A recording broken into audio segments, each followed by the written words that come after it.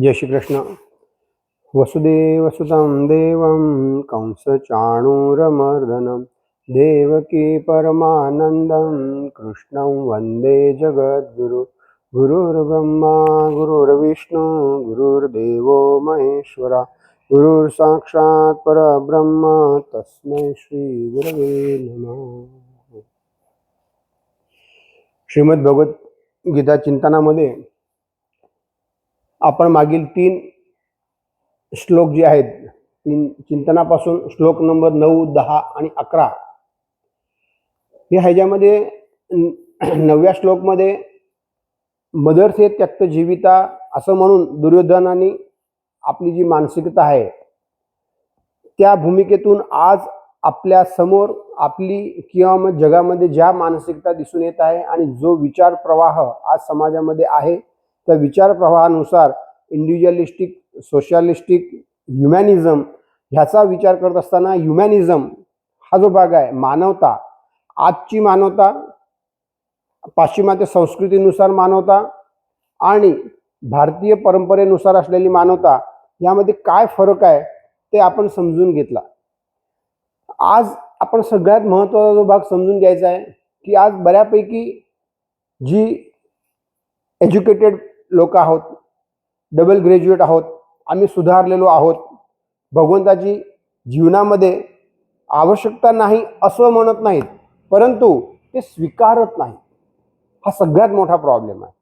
कारण भीतीपोटी जर आपण नाही म्हटलो तर बरं वाईट काहीतरी झालं तर त्या पोटीने ते लोक नाकारत नाहीत, पण मनापूर्वक, बुद्धिपूर्वक जी भगवंताची सत्ता आहे ती सत्ता स्वीकारायला तयार नाही. शासनाची सत्ता दिसत नसेल तरी पण ते स्वीकारतात, परंतु भगवंताची सत्ता दिसत नसल्यामुळं ती लोक स्वीकारत नाहीत. तर त्यामध्ये आपण पण येऊन गेलेलो आहोत, ते स्वीकारत नाहीत आणि त्याचे दुष्परिणाम आज जे समाजामध्ये दिसू लागलेले आहेत त्या अनुषंगानं आज आपण विचार करायचा आहे की आपल्या अध्यात्म म्हटलं की लोकांना वाटतं ते आत्ता ह्या वयात म्हणजे ते युवानीमध्ये, यंग एजमध्ये त्याची काय आवश्यकता नाही आहे.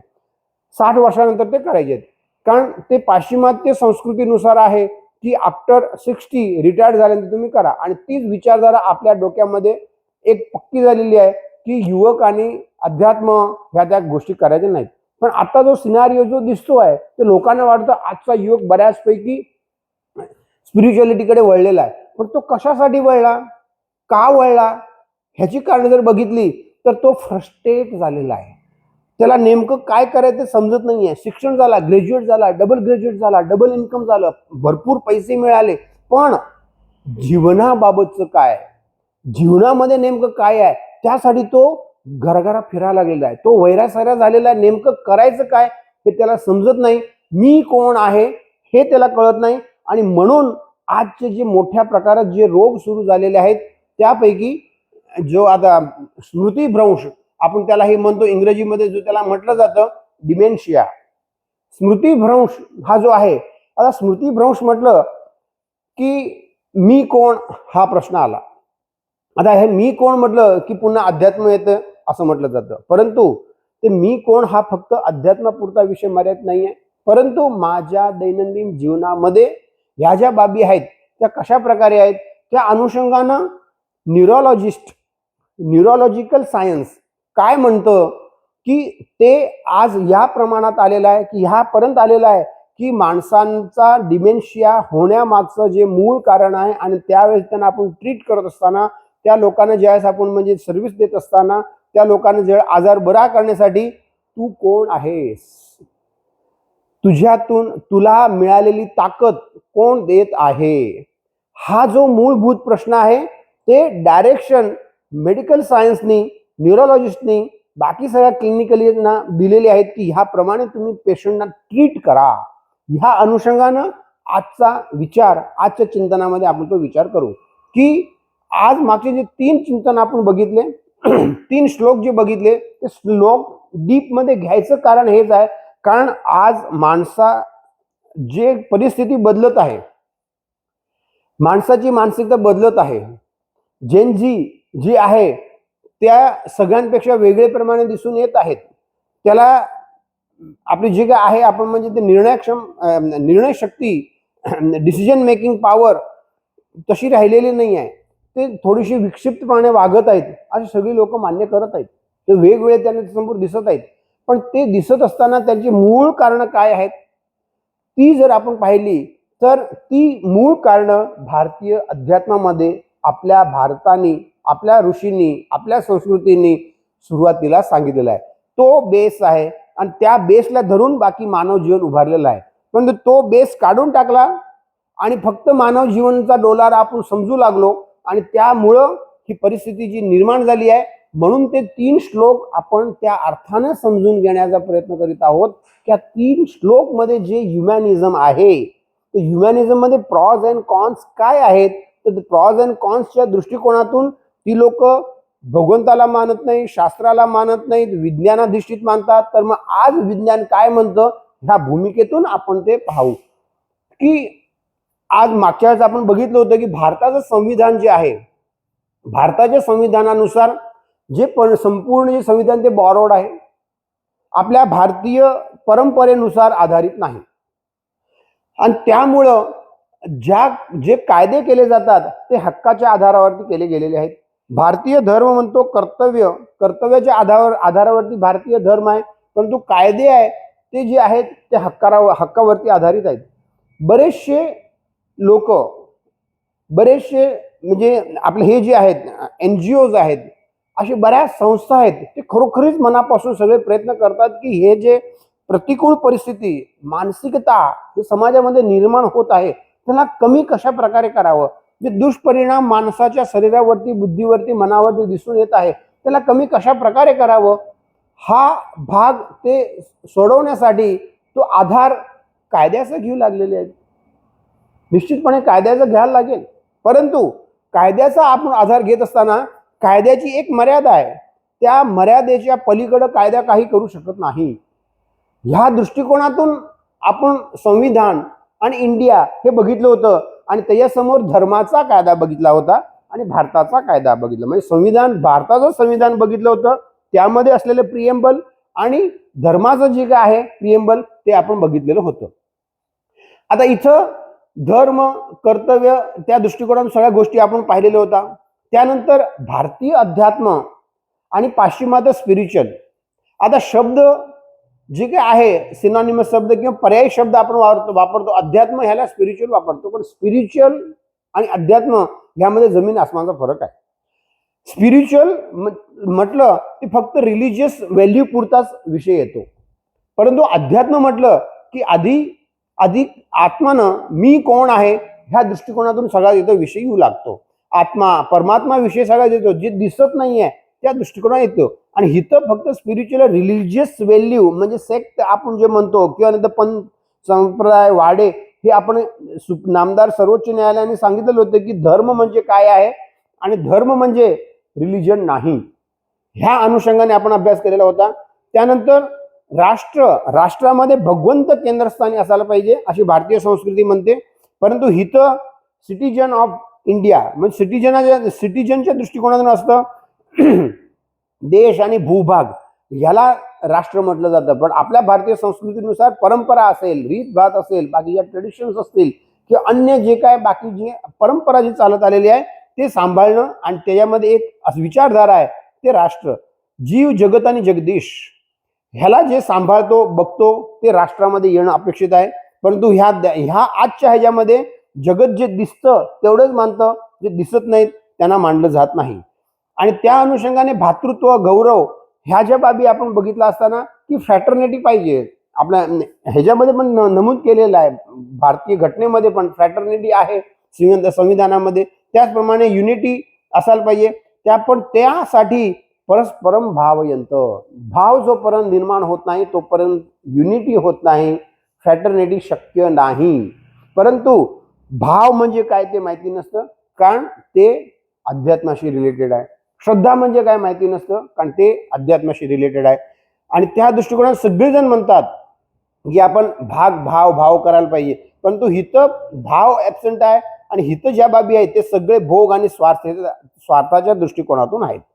आणि त्या अनुषंगाने आता परस्परम भावयंत कारण भातृत्व आणि गौरव म्हणजे युनिटी आणि फ्रॅटर्निटी जर आपल्याला निर्माण करायची असेल तर परस्परम भावयंत श्रीमद भगवद्गीतेमध्ये सांगितलेलं आहे ते सांभाळणं सगळ्यात महत्वाचं आहे.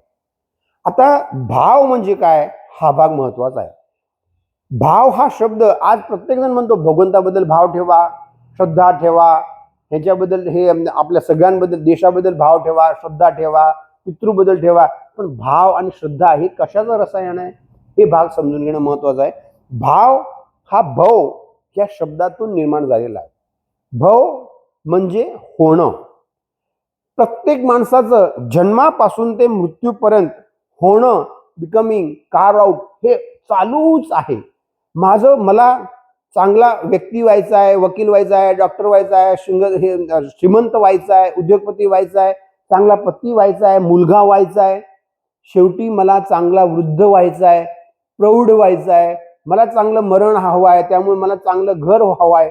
ह्याच्या बाकी होणं होणं होणं किंवा ह्या ज्या होणं आहे हे भव म्हणजे होणे. हे प्रत्येक माणसाचं भव. आणि त्या अनुषंगाने समजा व्यक्ती जन्मापासून मोठी झाली, ती कुणामुळे झाली? जे दिसत आहे त्यांच्यामुळे नक्की झाली असेल. पण सर्वप्रथम आपली भारतीय संस्कृती सांगते की तू कुणामुळे झालेली आहेस? तर भगवंतामुळे. भगवंताने मी मनुष्य झालो, प्रथम भव मध्ये मी मनुष्य झालो हा येतोय. 84 लक्ष योनीमधून मला मनुष्य जन्म दिला. हे मनुष्य जन्म दिला म्हणजे ही मी भव ह्या ज्या गोष्टी सांगितल्या की मला आता मनुष्य व्हायचं आहे, मनुष्य झालो. हे कोणामुळे झालो? प्रथम तर भगवंतामुळे झालो. आई वडील हे निमित्त मात्र आहेत. ते निमित्तानं ठराविक माझ्या कर्माच्या सिद्धांतानुसार माझं जे काही नशीब आहे त्या नशिबानुसार मला आई वडील, आर्थिक परिस्थिती, शरीर, रूप, रंग, सगळ्या गोष्टी मला संचित कर्मानुसार मिळतात. आणि ते संचित कर्मानुसार मिळाल्यानंतर आई वडील हे निमित्त बनतात.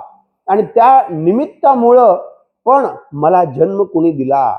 तर जी अनसीन पॉवर आहे. मी कोण? आज जे न्यूरोलॉजिकल सांगतात, न्यूरोलॉजीमध्ये हा प्रश्न त्यांनी सांगितलेला आहे की मी कोण हा ज्यावेळेस प्रश्न निर्माण होतो तर फक्त अध्यात्माकडे जायची गरज नाही आहे. आज काय होतं? मी कोण? मी मनुष्य आहे ह्याची मला जाण आहे का? मनुष्याचे जे क्वालिफिकेशन्स आहेत ते मी समजून घेण्याचा प्रयत्न केला का? आज आपण मनुष्य, ह्युमन बिईंग अँड रॅशनल, या रॅशनल म्हणजे ॲनिमल, बट रॅशनल ॲनिमल अशी आपण म्हणजे संज्ञा करतो आहोत. परंतु बुद्धिपूर्वक जर आपण विचार केला तर मनुष्य म्हणजे काय? त्याच्या वेगवेगळ्या क्वालिटीज आहेत. मला कृतज्ञ आहे का? कृतज्ञता आहे का? अस्मिता आहे का? तेजस्विता आहे का? तपस्विता आहे का? हे ठराविक जर गुण असेल तर सगळ्यात महत्वाचा गुण म्हणजे कृतज्ञता. कृतज्ञता गुण हा कधी निर्माण होतो? तर मी कोणामुळे आहे ह्याची मला ज्यावेळेस जाण होती. आणि जाण असल्या हे केव्हा होते? त्याच्याबद्दल जो रिस्पेक्ट आहे त्याला म्हणतात भव. त्याला म्हणतात भवमधून भाव. म्हणजे मला मनुष्य जन्म मिळाला हा थँकफुल, म्हणजे हा विचार त्याच्या मनुष्य मी झालेलो आहे हा थँकफुलनेस मी कोणाला देणार? प्रथम तर भगवंताला देणार. म्हणून त्या अर्थानं तो भाव कायम राहायला पाहिजे. कारण मी जन्मापासून मरेपर्यंत मनुष्यच आहे. आणि त्यानंतर मी चांगला मुलगा झालो, चांगला शिक्षक झालो, चांगला डॉक्टर झालो, चांगला वकील झालो. आणि त्यावेळेस नंतर म्हणजे माझ्या भोवती माझे गुरु असतील, आई असतील, वडील असतील, हे सगळे येतील. ते सगळ्यांबद्दल नंतर माझे वेगवेगळे मग भावाचा परिणाम ते वाढत जातं. मला चांगली पत्नी मिळाली त्याच्याबद्दल माझे भाव, मला चांगली मुलं झाली त्याच्याबद्दल असलेले भाव, मुलांना आई वडिलांबद्दल असलेले भाव, हे परस्परम भावयंत्र. हे परस्परम भावयंत्र जे आपण म्हणतो आहे हे प्रत्येक ज्या जोड्या आहेत, स्त्री पुरुष, पिता पुत्र, आई पुत्री, पती पत्नी, हे सगळे घरातली. त्यानंतर मग श्रीमंत गरीब, राजा प्रजा, शिक्षित अशिक्षित, हे सगळे समाजामधली जे असलेले ते आहेत. त्यानंतर व्यापारी, जीव शिव, भगवान भक्त, हे सगळे जी जोडपं आहेत, सगळ्या ज्या जोड्या आहेत त्या सगळ्या जोड्यांना एकमेकांबद्दल भाव आहे का?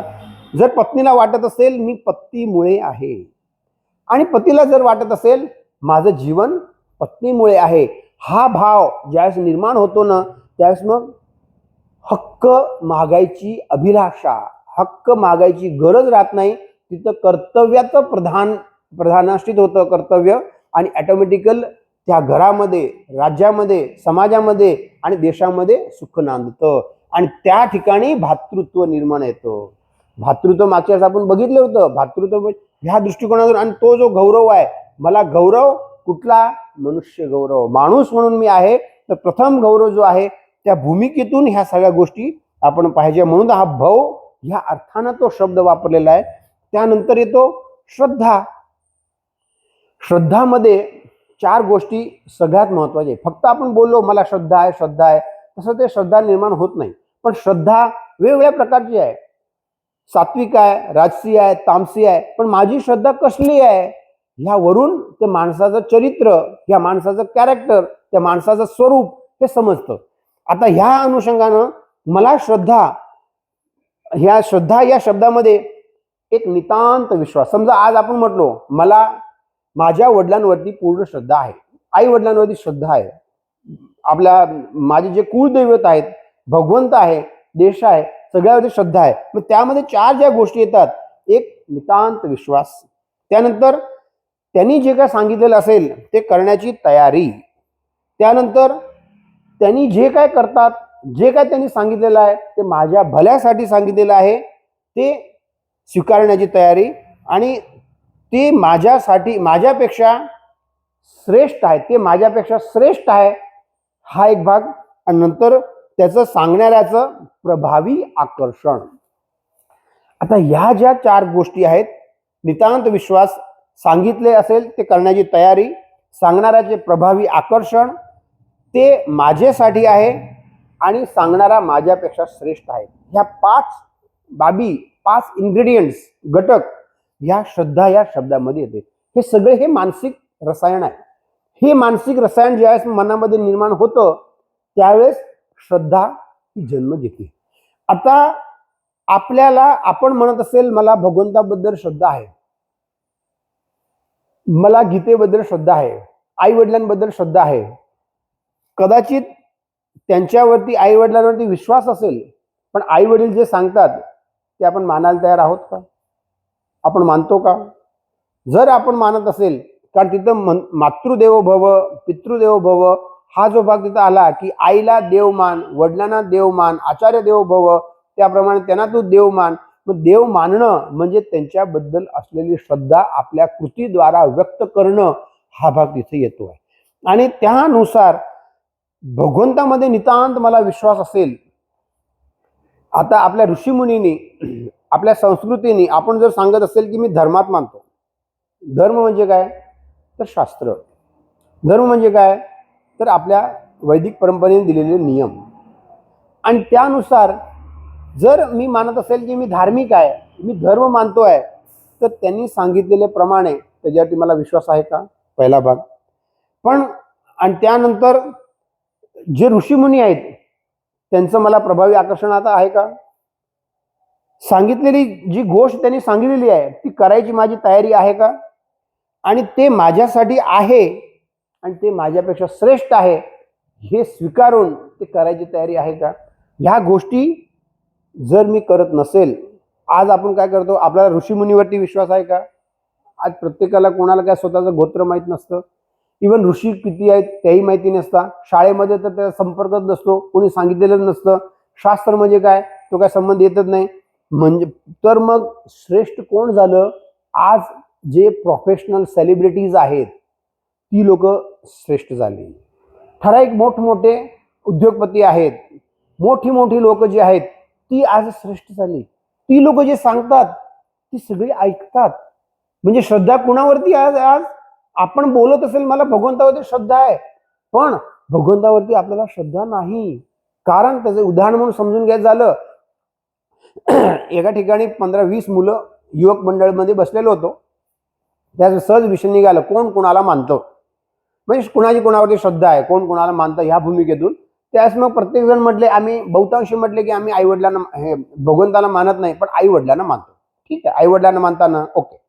मग आई वडिलांना जर मानत असाल तर एक गोष्ट त्यांना सांगितलं की समजा तुम्ही आता त्यांचे मुलं आहात, एकुलते एक, किंवा जे आहेत वडील तुम्ही ज्यावेळेस मग घरी गेलात त्याच वडिलांनी तुम्हाला सांगितलं की माझी जी काय मिळकत आहे ती सगळी मिळकत मी त्याला देऊन टाकणार आहे आणि मी निवांत होणार आहे, निश्चिंत आणि पूर्णपणे वानप्रस्थ स्वीकारणार आहे. मग तुम्ही खुश, वा सगळी मिळकत आता मला मिळणार आहे, मी इतके दिवस वारस होतो, आता मी मालक होणार आहे. आणि त्या अनुषंगाने तुम्ही मुलांना म्हणजे मित्रांना पार्टी बिटी करून दिला. पार्टी करून तुम्ही ज्यावेळेस मग गेला, सगळे डॉक्युमेंटेशन तयार झाले, दुसऱ्या दिवशी ते फक्त रजिस्टर्ड करायचे होते. आणि नंतर वडिलांना विचार आला, मी ज्याच्या हातात ही मिळकत देत आहे ते खरोखरच त्याची पात्रता आहे का? मी तर लाखाचे 12,000 तो करेल. म्हणून किमान त्याची पात्रता पाहण्यासाठी एक परीक्षा तरी घेऊया. म्हणून तुम्ही ज्यावेळेस ह्या सगळ्या गोष्टी करून घरी तुम्ही गेला, म्हणजे ही गोष्ट त्या युवक मंडळ जे होतं मुलांच्या समोर ही गोष्ट सांगितली की तुम्ही जी सगळी ज्यावेळेस मग असा तुमच्या जीवनामध्ये असा प्रसंग झाला, तुम्हाला वडिलांनी दिलं आणि नंतर मग ज्यावेळेस तुम्ही घरी गेला त्यावेळेस पार्टी करून की आता उद्या मी मालक होणार आहे, त्यावेळेस तुम्हाला वडिलांनी सांगितलं की ही सगळी मिळकत तुला मिळणार, परंतु तो प्लॅन आहे तो थोडा पोस्टपोन केलेला आहे. त्यासाठी तुला जी काय मिळकत मिळणार आहे ती आजपासून 5 वर्षानंतर मिळेल. तुला उद्या सकाळी आहे त्या कपड्यानिशी घराबाहेर पडायचं, तुला तुझी पात्रता सिद्ध करून दाखवायचं, असं त्या मुलांच्या समोर म्हटलं. तुमच्या घरामध्ये तुमच्या आई वडिलांनी असं जर सांगितलं तर तुमची प्रतिक्रिया काय असणार? स्तब्धता, कोणी बोलायला तयार नाही. नंतर हळू बोलू लागले, असं कसं करतील, माझे वडील आहेत, मी एकुलता एक आहे, त्यांना असं करणार नाही, आम्हाला गॅरंटी आहे. पण एकानंही असं नाही सांगितलं, आई वडिलांची इच्छा असेल तर मी त्यांनी जे काय सांगितलं ते मी करून दाखवेन, पहिल्या आहे त्या कपड्यानिशी मी घराबाहेर पडेन आणि ते आपण मग करून दाखवेल. तर मग एका बाजूला जर मी सांगत असेल की मी आई वडिलांना मानतो, ते मानणं झालं का? ते जे सांगतात ते माझ्या भल्यासाठी आहे ह्याचा विश्वास नाही, फक्त बोलण्यापुरतं म्हणतो आपण. तेच रामाला ज्यावेळेस मग वडिलांनी सांगितलं तू 14 वर्ष वनवासात जा, त्याला संपूर्ण राज्य मिळणार होतं, पण एकाही शब्द ना चुकारता नंतर मग सगळेजण नाही म्हणत असताना त्यांनी वनवासात गेले. मातृदेवो भव, पितृदेवो भव, आपण इतकी हजारो लाखो वर्षापासून रामाला जे आता आठवण करतो, परवा दिवशीच आपण जी रामनवमी साजरी केली, त्याच्या कारण काय?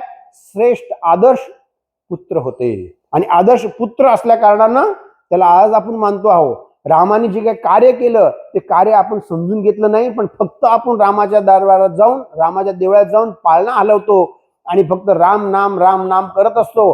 पण रामाने काय केलं हे आपण कधी समजून घेण्याचा प्रयत्न केला का? राम हा श्रेष्ठ पुत्र होता, मग तसं मी पुत्र होऊ शकेन का? ह्यानुसार ज्यांनी जे सांगितलेलं आहे ते मी जर पाळत, माझी इच्छा नसताना पण जर मी पाळत असेल तर माझी श्रद्धा म्हणायची.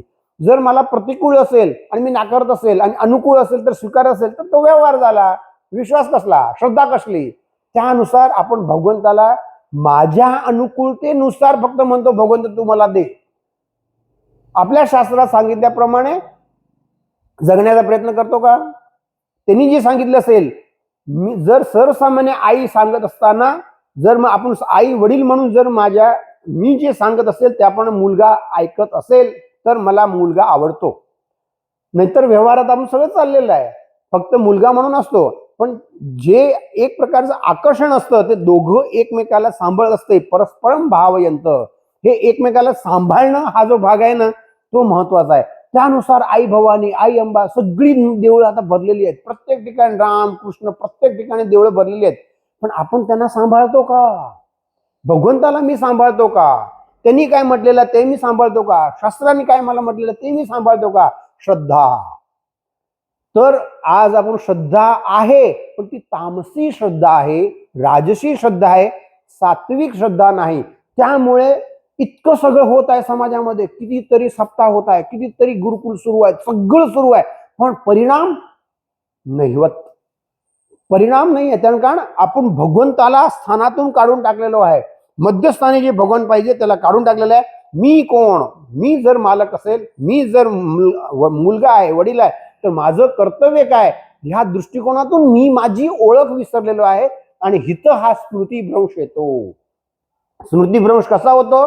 मी आज वडील असताना फक्त शिक्षण दिलं की माझं संपलं, कर्तव्य संपलं नाही. माणूस म्हणून मी जन्माला आलो आहे, तर माझ्या मुलाला माणूस म्हणून चांगला माणूस बनवण्यासाठी जे कर्तव्य आहे ते आई वडिलांचं आहे. मग ते मी आई वडील म्हणून, मी कोण, आई आहे, वडील आहे, मुलगा आहे, मित्र आहे, हे सगळे आहे, मनुष्य आहे, पण ते मागची कर्तव्य, धार्मिक भावना मी विसरलो.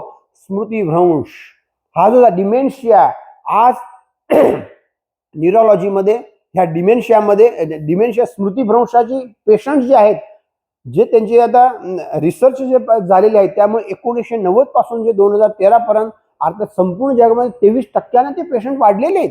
का वाढले? तर मगाशी जे आपण मागच्या चिंतनामध्ये 2-3 चिंतनामध्ये बघितलं होतं, मी अनसीन पॉवर मानत नाही, शास्त्र मानत नाही, जे त्यामुळे प्रश्न जे निर्माण होतात, जे दिसत नाही त्याच्यामुळे जे प्रश्न निर्माण होतात त्याची उत्तरं सापडत नाहीत. वकिलाकडे जाऊ दे, कोर्टात जाऊ दे, डॉक्टरकडे जाऊ दे, सगळ्यांची मेंटॅलिटी तीच. आणि आज बऱ्याच ठिकाणी मोठमोठे आश्रम सुरू आहे, तिथं म्हणतात तू भगवंताचं कर, तू भगवंताकडे पण जातो, म्हणून ती गर्दी वाढलेली आहे. पण तिथं श्रद्धा नसताना फक्त कर्मकांड करू लागला तर त्याचं फळ मिळत नाही. कारण कर्माचा सिद्धांत मी समजून घेण्यास तयार नाही, पुनर्जन्म मानत नाही, भगवंताचं अस्तित्व स्वीकारत नाही, आणि बाकी जे काय समाजामध्ये मला जे ठराविक जीवनामध्ये प्रतिकूल परिस्थिती निर्माण झाली, तर माझं प्रतिकूल परिस्थिती चांगली व्हावी, भौतिक सुख संपत्ता लाभावी, त्यासाठी मी सगळ्या दरबारात पळापळ करत आहे.